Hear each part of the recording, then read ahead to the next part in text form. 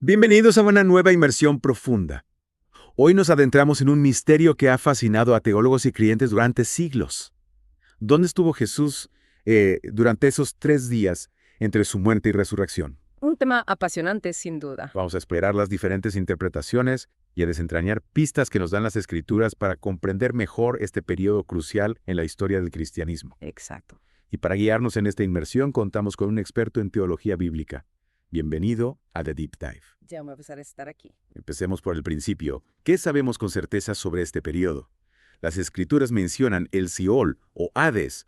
¿Podrías arrojar algo de luz sobre este concepto que para muchos es un poco nebuloso? Claro, el Seol en hebreo, Hades en griego, era un lugar general de los muertos en el Antiguo Testamento. Ajá. Pero ojo, y esto es crucial, no era un lugar homogéneo. Era una especie de reino dividido en dos secciones. He dividido. Sí, un lugar de tormento para los pecadores que hoy conocemos como infierno y un lugar de reposo para los justos llamado paraíso o seno de Abraham. Espera, dos secciones. Conviviendo en el mismo lugar. Me recuerda la parábola del rico y Lázaro, donde ambos podían verse, pero estaban separados por un abismo insalvable. Exactamente. Esa parábola ilustra a la perfección la división que existía en el Seol. Es importante entender esto para comprender dónde estuvo Jesús durante esos 3 días. Y aquí viene la primera gran revelación. Jesús no descendió al infierno, sino al paraíso. Claro, porque él era sin pecado. Pero entonces surge otra pregunta. Si los justos iban al paraíso, ¿por qué no iban directamente al cielo? ¿Qué sentido tenía esa parada intermedia? Esa es la clave. Para resolverlo, debemos entender el impacto de la obra redentora de Jesús. Antes de su sacrificio en la cruz, los justos del Antiguo Testamento, aunque creían en la promesa del Mesías, no podían acceder al cielo. Ya veo. ¿Por qué? Porque la perfección necesaria para entrar en la presencia de Dios solo se alcanzaría a través del sacrificio de Jesús. O sea que la muerte de Jesús no solo abrió las puertas del cielo para los que vivieran después, sino que también tuvo un efecto retrospectivo impactando a los justos que le precedieron. Exacto. Es como si el sacrificio de Jesús hubiera completado una pieza fundamental del rompecabezas de la salvación. Al derramar su sangre a la cruz, perfeccionó a los justos del pasado, permitiéndoles finalmente entrar en el cielo. Un concepto realmente poderoso. Imagínate la expectación que debieron sentir aquellos que habían esperado durante siglos.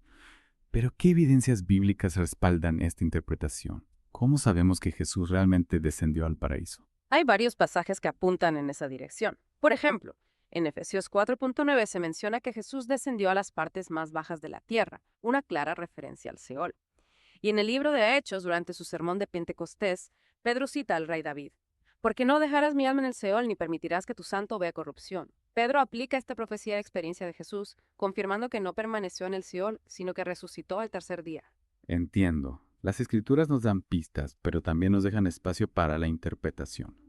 ¿Cuál fue la misión de Jesús en el paraíso durante esos 3 días? ¿Simplemente fue a recoger a los justos y llevarlos al cielo? ¿O hay algo más? Las escrituras no son explícitas en cuanto a los detalles de la estancia de Jesús en el paraíso, pero podemos inferir que su presencia allí tuvo un impacto profundo en aquellos que le esperaban. Imaginemos la escena. Abraham, Moisés, David, todos los profetas y justos del pasado reunidos en el paraíso expectantes. Y de pronto aparece Jesús declarándose como el Mesías prometido. ¡Qué momento tan extraordinario! Debió ser increíble. Aquellos que habían mantenido viva la llama de la fe durante siglos, finalmente habían cumplida la promesa. Pero, ¿qué pasó con el paraíso después de que Jesús se llevara a los justos al cielo? Esa es una pregunta muy interesante. Las escrituras nos dicen que el paraíso quedó vacío. Vacío. Sí, ya no era necesario como lugar de espera para los justos porque ahora, gracias al sacrificio de Jesús, los creyentes que mueren van directamente al cielo. Es fascinante cómo un solo evento, la muerte y la resurrección de Jesús, pudo tener un impacto tan profundo en el destino de la humanidad, tanto para los vivos como para los muertos. ¿Y qué hay del tercer día? ¿Por qué la resurrección de Jesús ocurrió específicamente en el tercer día? Esa es una pregunta que ha intrigado a muchos estudiosos de la Biblia. El número 3 aparece en muchos pasajes a menudo asociado con la resurrección y la restauración. Ahora que lo mencionas, recuerdo la historia de la creación. Dios creó la tierra seca y la vegetación en el tercer día, dando inicio a la vida en el planeta. Y también está la historia de Jonás, que pasó 3 días en el vientre del gran pez antes de ser liberado y cumplir su misión. Exacto, son ejemplos que nos muestran cómo el tercer día puede simbolizar un punto de inflexión, un momento de transformación, donde se manifiesta el poder de Dios. En el caso de Jesús, el tercer día marca su victoria definitiva sobre la muerte y el pecado, abriendo un nuevo camino para la humanidad. Interesante. Ahora bien, sabemos que durante la muerte de Jesús ocurrieron algunos eventos extraordinarios, como la oscuridad que cubrió la tierra y el terremoto que abrió tumbas. ¿Qué significado tienen estos eventos dentro de esta narrativa? Son señales sobrenaturales que resaltan la importancia del sacrificio de Jesús. La oscuridad que envolvió la tierra simboliza la intensidad del momento, la carga del pecado del mundo que Jesús estaba llevando sobre sí mismo. Y el terremoto con la apertura de las tumbas es una premonición de la resurrección final. Es una imagen poderosa, ¿verdad? Las tumbas abiertas anticipan la resurrección de los muertos que ocurrirá cuando Jesús regrese. Algunos teólogos incluso sugieren que simboliza la liberación de los justos del Antiguo Testamento que Jesús llevaría al cielo. Es interesante cómo cada detalle, incluso los más dramáticos, parece tener un significado más profundo. Así es, nada es casual en la historia de la salvación. Y hablando de detalles, las fuentes que hemos consultado mencionan que después de la muerte de Jesús, los principales sacerdotes pidieron a Pilato que sellara la tumba para evitar que los discípulos robaran el cuerpo. Tenían miedo de que se inventara una falsa resurrección. Sin duda estaban preocupados por el impacto que la muerte de Jesús podría tener en el pueblo, especialmente si se extendía el rumor de su resurrección.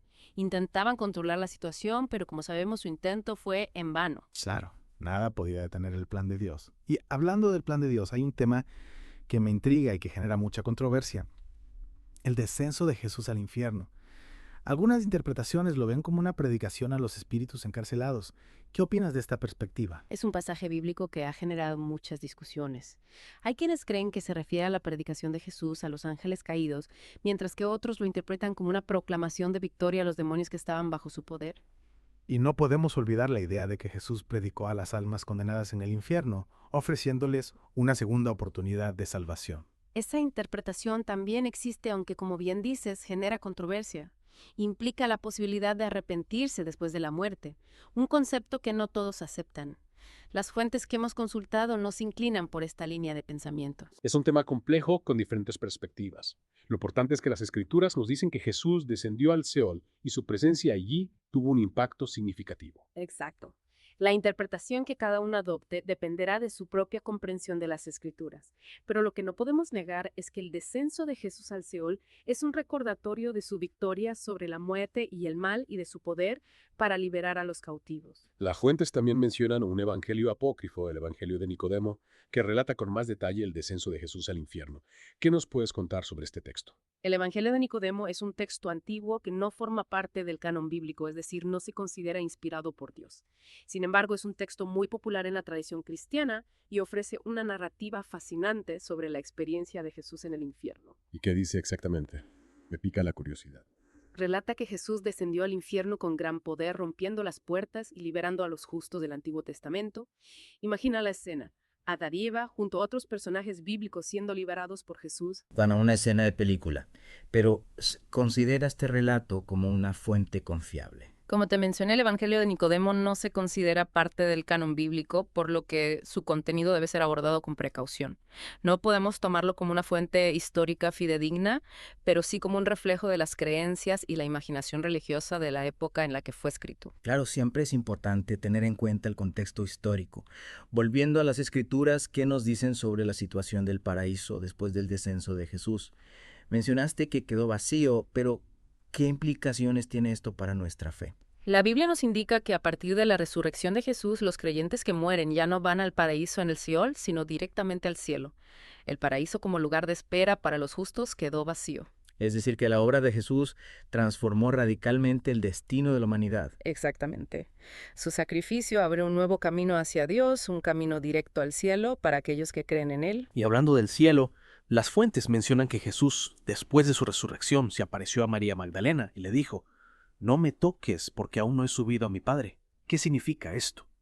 Esa frase ha generado diversas interpretaciones. Algunos creen que Jesús aún no había ascendido al cielo en ese momento, mientras que otros sugieren que su cuerpo resucitado tenía una naturaleza diferente que impedía el contacto físico hasta que completara su ascensión. Es un detalle intrigante que nos deja con más preguntas que respuestas.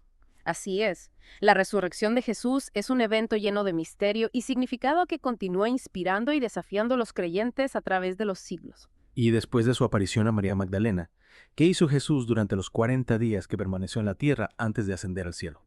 Las escrituras nos dicen que Jesús se apareció a sus discípulos en varias ocasiones, les enseñó sobre el reino de Dios, les comisionó para predicar el Evangelio a todas las naciones y les prometió el envío del Espíritu Santo. Es decir, que esos 40 días fueron un periodo de preparación para los discípulos, un tiempo para fortalecer su fe y equiparlos para la misión que les esperaba. Exactamente, Jesús les estaba dando las herramientas y la inspiración necesarias para continuar su obra después de su ascensión.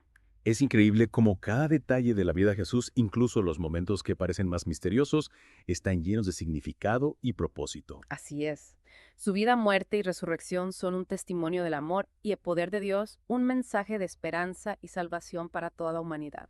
Bueno, hemos cubierto mucho terreno en esta inmersión profunda. Hemos explorado el Seol, el paraíso, la muerte y resurrección de Jesús, su descenso al infierno y su tiempo en la tierra después de resucitar. Ha sido un recorrido fascinante por uno de los misterios más profundos de la fe cristiana. Sin duda. Y para nuestros oyentes, ¿qué les recomendarías para seguir explorando este tema? Les animo a que lean los pasajes bíblicos que hemos mencionado, que mediten en su significado y que busquen la guía del Espíritu Santo para comprender la profundidad del misterio de la muerte y resurrección de Jesús. Es un excelente consejo. Y a todos ustedes que nos escuchen, les invitamos a que se suscriban a nuestro canal de YouTube en Dios sus Santos para más contenido similar. Activen la campanita de notificaciones para no perderse ningún video. Nos vemos en nuestra próxima inmersión profunda.